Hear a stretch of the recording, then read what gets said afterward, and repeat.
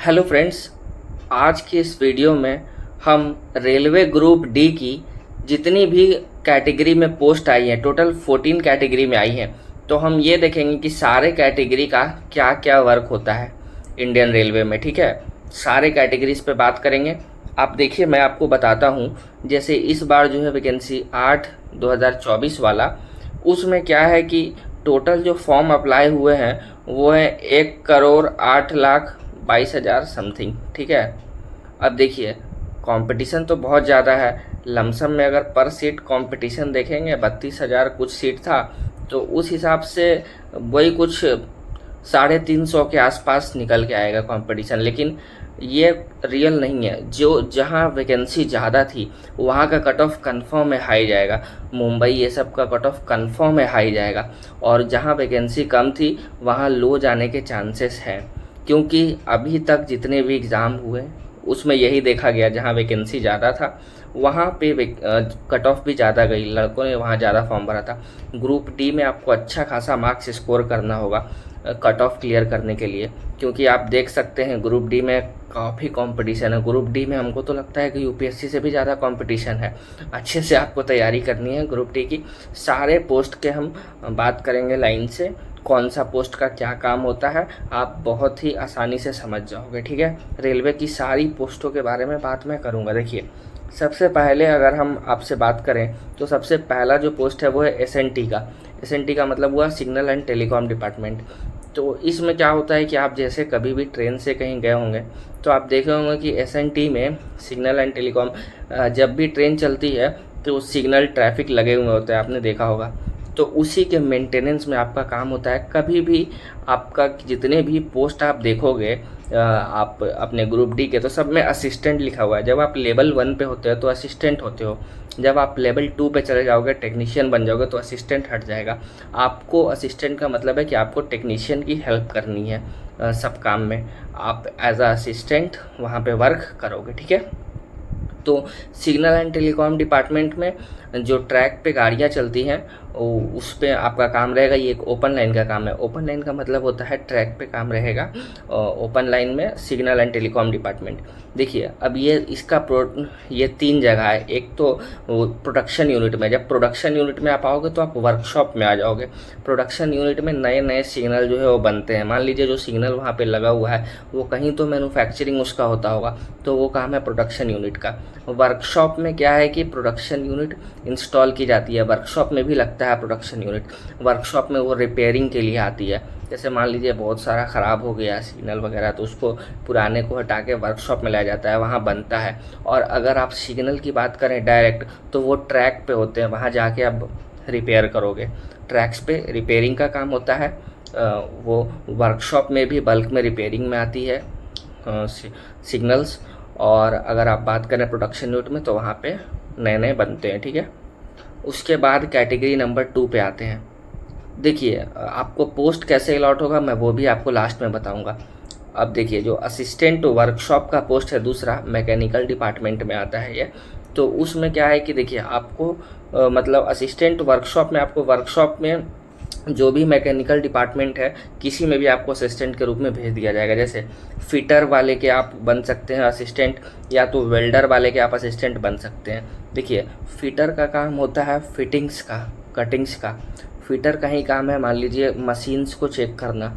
Fitter का ही काम है किसी भी फिटिंग्स को, एक लोहे को काट के शेप में किसी भी जगह पे लगाना। ये फिटर में आता है, फिटिंग्स का काम। उसके बाद है वेल्डिंग। वेल्डिंग में क्या है कि बहुत तरह की वेल्डिंग होती है। आप पिक्चर में भी देख पाओगे, मैं टाइप्स ऑफ वेल्डिंग्स पिक्चर लगा दिया हूँ। जैसे आपका मिग है, टिग है, प्लाज्मा है, इस टाइप की वेल्डिंग्स होती हैं। तो आपको उसमें असिस्टेंट के रूप में काम करना पड़ेगा। आपके ऊपर रहेंगे टेक्नीशियंस जेई एसएससी, तो आपको अपने टेक्नीशियन जेई एसएससी की मदद करनी होगी असिस्टेंट के रूप में। ठीक है, और वेल्डिंग में क्या है कि वेल्डिंग के अंदर वेल्डिंग प्लस गैस कटिंग दोनों ही आता है। वेल्डिंग में पार्ट्स को जोड़ना और गैस कटिंग वो भी आता है इसमें। अब ये जो पोस्ट है मैकेनिकल डिपार्टमेंट की, ये आपका वर्कशॉप का है, तो इसका मतलब आपकी ड्यूटी वर्कशॉप में ही रहेगी। वर्कशॉप में गाड़ियाँ बनने के लिए आती हैं, तो और रेलवे में ज़्यादातर काम वेल्डिंग का बहुत बड़ा यूज है। रेलवे में आपको पता है सब कुछ वहाँ मेटेलिक ही होता है, मेटल का ही बना हुआ होता है। लेकिन ये जो लिखा हुआ रहता है कभी कभी इससे अलग भी पोस्ट आपको मिल जाता है। देखिए ये 10th पास पे है, ITI मांगा नहीं गया है। तो आप 10th पास हो तो आपको किस तरह से पोस्ट मिलेगी वो भी मैं आपको लास्ट में बता दूंगा। आपको कौन सा पोस्ट मिलेगा या आप कैसे पता करोगे वो मैं लास्ट में आपको बता दूंगा। उसके बाद देखिए नंबर 3 है। नंबर 3 में है असिस्टेंट वर्क्स, नहीं नंबर 3 में असिस्टेंट ब्रिज, सॉरी। ये जो असिस्टेंट ब्रिज है इसमें आपका काम क्या होता है कि जो रेलवे जो ट्रैक्स होती हैं उस पे आपका काम होता है, ट्रैक्स को लगाना ये सब, या ब्रिजेस वगैरह होते हैं, बहुत बार आप रेल को देखते हैं ब्रिजेस पे चलती है उसमें। इसमें क्या है कि आपको फिजिकली फिट स्ट्रांग होना पड़ता है, इसमें ज़्यादा थोड़ा शारीरिक काम होता है। असिस्टेंट के रूप में आप रहोगे तो आपको वो लाना पड़ेगा उधर से पटरी जो मतलब लगता है, थोड़ा सा ये मेहनत वाला काम है, ठीक है, असिस्टेंट ब्रिज में। फिर आपका है असिस्टेंट CNW। CNW का मतलब हुआ कैरेज एंड वैगन। वैगन हुआ आपका मालगाड़ी का डब्बा, वैगन शॉप। और कैरेज जो कोचेस में कैरी किया जाता है, जिसमें पैसेंजर्स लोग को ट्रांसपोर्टेड कोई भी चीज़ जो कैरी किया जाए।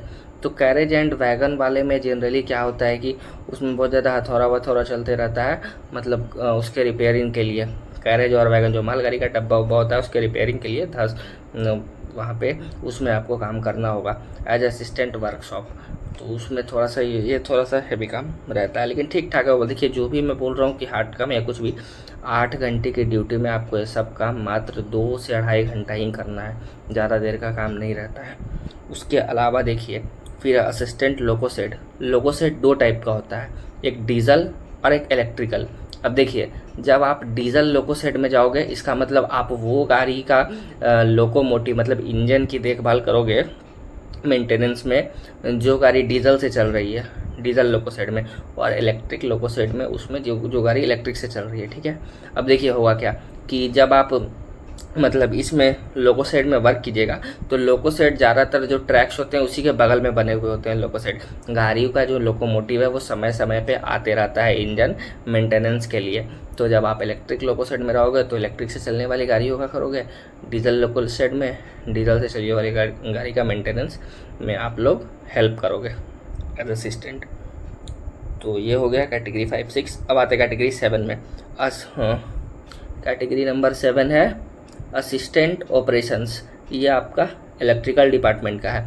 इसमें देखिए आपको क्या होगा कि आपको कहीं भी भेज दिया जाएगा असिस्टेंट ऑपरेशंस में। जैसे ये तीनों जगह जा रही है, जनरल सर्विस भी है इसमें, प्रोडक्शन भी है और वर्कशॉप भी है। देखिए इसमें जनरल सर्विस में तो आपका जैसे कि आ गया आपके स्टेशंस पे जो लाइट लगे हुए होते हैं, पंखे लगे हुए होते हैं, क्वार्टर्स में जो लगे हुए होते हैं उनकी रिपेयरिंग, ठीक है। तो ये आपका आता है जनरल सर्विस में। प्रोडक्शन यूनिट में 3 चीज़ होती है, एक फर्निशिंग है, एक सेल यूनिट है, फर्निशिंग एक सेल, और एक और है फर्निशिंग सेल, एक और क्या बोलते हैं हमको याद नहीं आ रहा है, फर्निश सेल और एक इलेक्ट्रिक है, कुछ नाम हमको याद नहीं आ रहा है। 3 है, फर्निशिंग सेल और एक और है कुछ अब याद नहीं आ रहा है।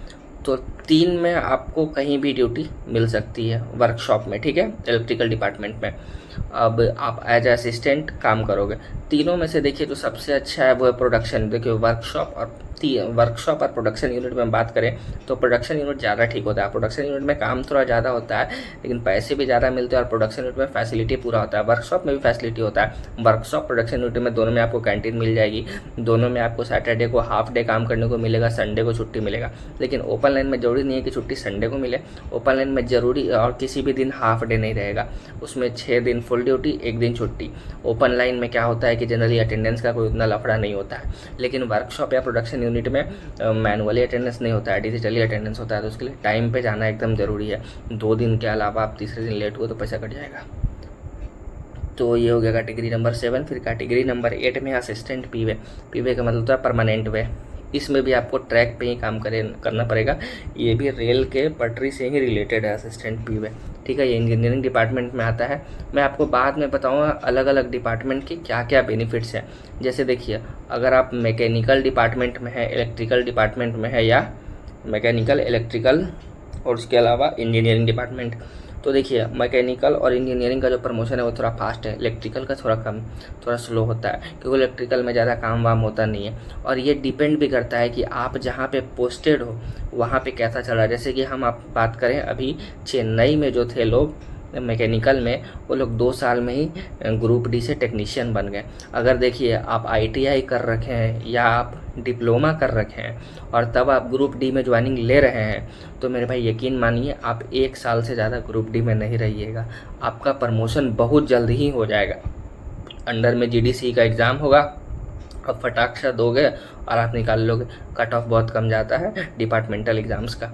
2 तरह के होते हैं, GDC और LDC, वो बाद में बता दूंगा। लेकिन GDC आपके पास डिग्री होनी चाहिए, फिर काम आएगा। आप ग्रेजुएशन कुछ में भी आप चले जाओगे बहुत जल्द ही। टेक्निकल में जाना आसान होता है थोड़ा सा, नॉन टेक्निकल में थोड़ा सा टफ हो जाता है, जैसे NTPC ये सब में। देखिए अब हम बात करते हैं कैटेगरी नंबर 9 की। तो कैटेगरी नंबर 9 में असिस्टेंट TNC एंड AC। देखिए TNL का मतलब हुआ ट्रेन लाइटिंग, और AC का मतलब समझते होंगे आप, एयर कंडीशनिंग। ये AC कोचेस में, T&L भी कोचेस में ट्रेन की लाइट, ट्रेन का ये T&L आपको बता दिए ना, ट्रेन लाइटिंग।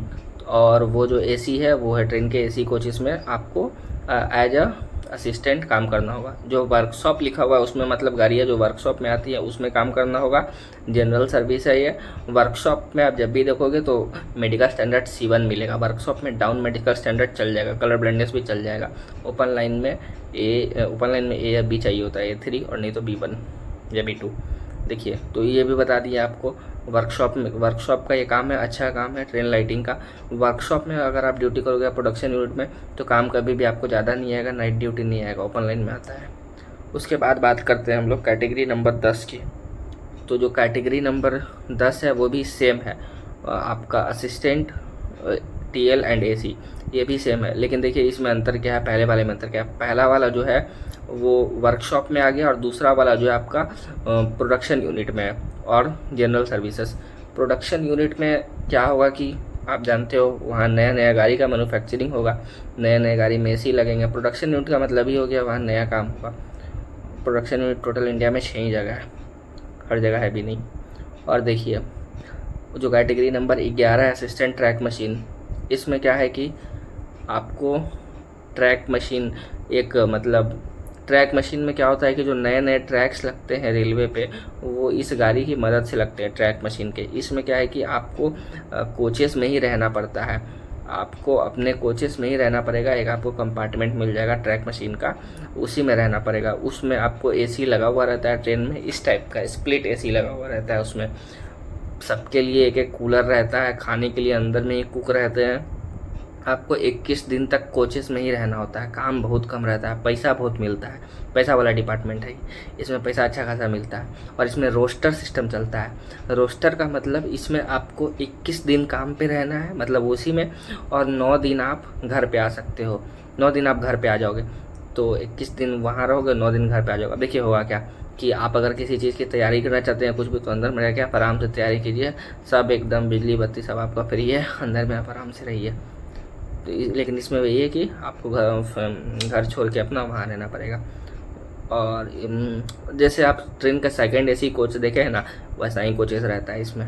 और उसके बाद हम बात करते हैं आपका असिस्टेंट TRD।